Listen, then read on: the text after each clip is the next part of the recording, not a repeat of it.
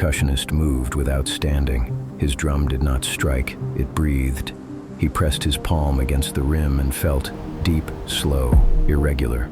A rhythm buried beneath layers of crystal and mass. Too fast in places, too heavy in others. A heart that no longer remembered its own pace. He matched it, not with force, but with presence. A low subharmonic rolled outward through the ice, steady and unyielding, sinking to the bear's pulse. Each erratic surge met resistance, not opposition, but correction. The bear stilled, its breath slowed. The panic that should have followed the shifting ground never came. Snow settled. The string-bearer adjusted her tone, tightening the interference just enough to keep the slush unreliable, but not collapsing. The bear could move, but only carefully. Every instinct that screamed run now whispered wait. Only then did the conductor move. He stepped forward and planted the tuning fork into the ice. The vibration that rose was different. It did not seek the bear. It sought the armor. The sugar crystal plates along the bear's shoulders flared, resonance feeding back into itself, once, twice, then faltering as the conductor adjusted the pitch by fractions too small to hear. This was the dangerous part. Too early and the armor would thicken, too late and the bear would break free. He remembered the last time he had done this, how narrow the window had been, how quiet it had felt. The percussionist held the rhythm steady. The string-bearer kept the ground uncertain. The conductor listened for the moment when the armor stopped amplifying and began releasing. It came like a sigh. The glow beneath the sugar crystal dimmed, not extinguished, but softened. Hairline fractures spread outward, not exploding, not shattering, opening. The bear groaned, low and deep, not in pain, in relief. The ice cracked again beneath its weight, but this time the ground held. The reharmonization had begun, and none of them moved. The bear remembers. The pressure eased, not enough to free it, but enough to feel. The bear's breath slowed, drawn deep into a chest that had not felt light in a very long time. Beneath the grinding sugar crystal and hardened crust, something older stirred. A rhythm beneath the rhythm, a memory beneath the mass. The slush shifted, and suddenly it was not slush at all. It was movement. The bear remembered sliding, not falling, sliding.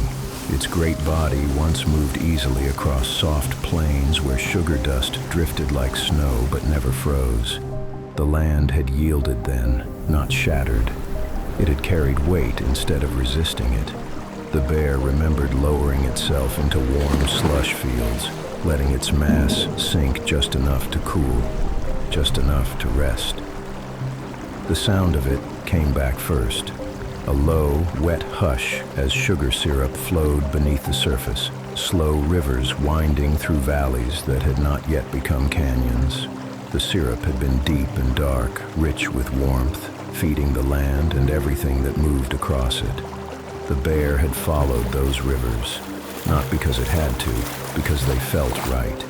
Creatures had gathered there once, smaller doe beasts, soft-bodied and quick, skimming across the surface in playful arcs.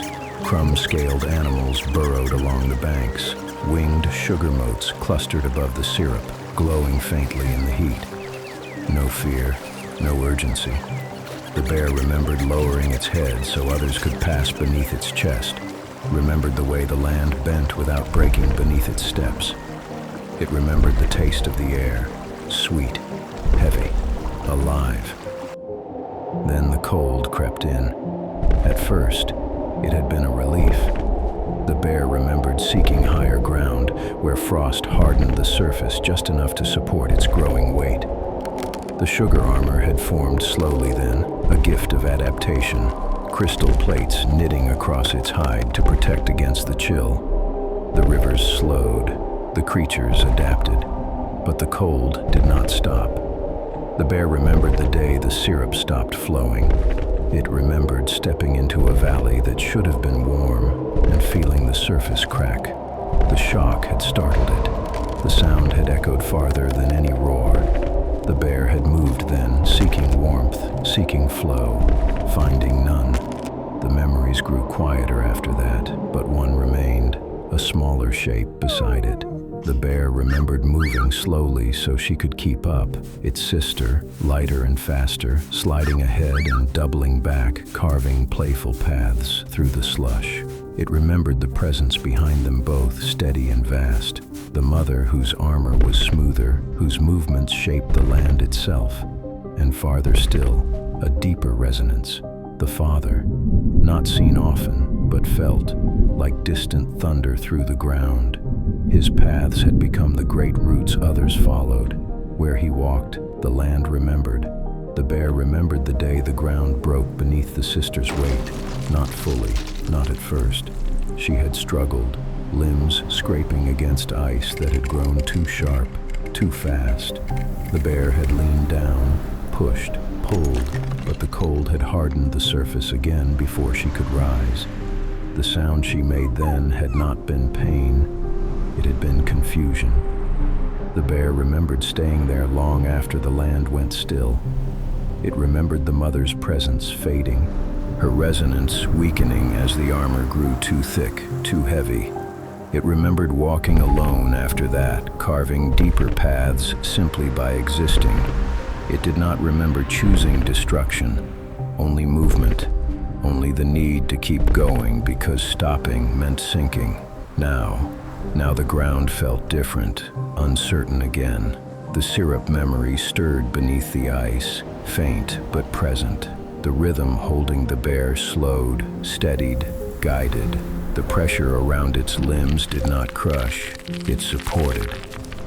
For the first time since the freeze, the bear did not push forward, it rested. And in that stillness, something long buried beneath crystal and crust exhaled. Not relief, recognition.